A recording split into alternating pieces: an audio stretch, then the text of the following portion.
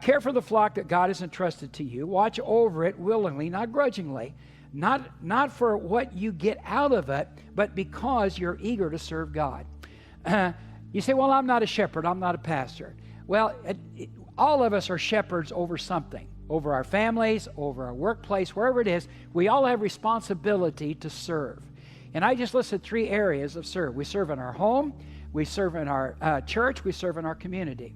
And at home is where you learn to serve. Now, I got married when I was 21. And I really thought I knew a lot. And it took me about 3 months to find out I didn't know hardly anything, especially about marriage.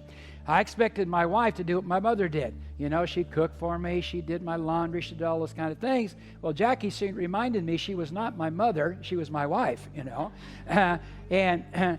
And then, you know, then the danger of reading the Bible is it tells you how to live. So if you don't want to know how to live, don't read the Bible because it'll get in your face. And you get across the scripture in Ephesians 5:33.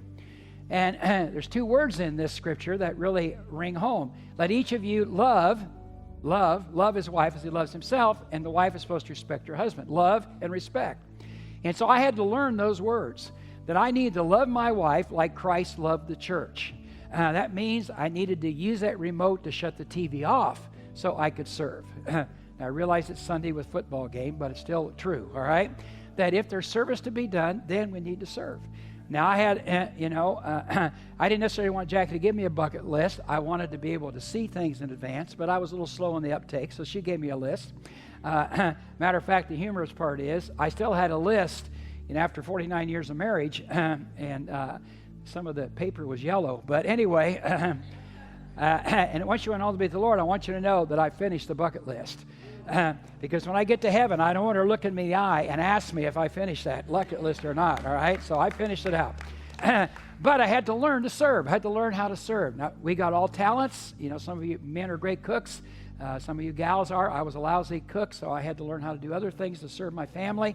I wanted the boys to see what service looked like toward their wives, so they would learn how to serve. And the home is a cubicle for that to really happen and really to take place. And then Jackie, she was great about respecting me. Most men carry an insecurity complex. We're very insecure people. We try to put on the air, but underneath we're these little boys that are looking for help. And the word respect means to be a cheerleader. And so Jackie really was a cheerleader in my life. She thought I could do everything. And even when I didn't, she still believed I could. And so she really cheered me on. She married into a household that, was all this athletic stuff and everything. Every ball we played, golf, we played tennis, we played basketball, anything had a ball, we were involved in it. And she was clueless. She had no idea all this. She didn't know what all these things was about. But she changed. She became a great fan. All the boys' games and mine and everything. And she was just tremendous. Because she knew that was part of our lives, and so she respected that, and so she encouraged us to do that. And that's what the home is all about, giving us a chance to serve.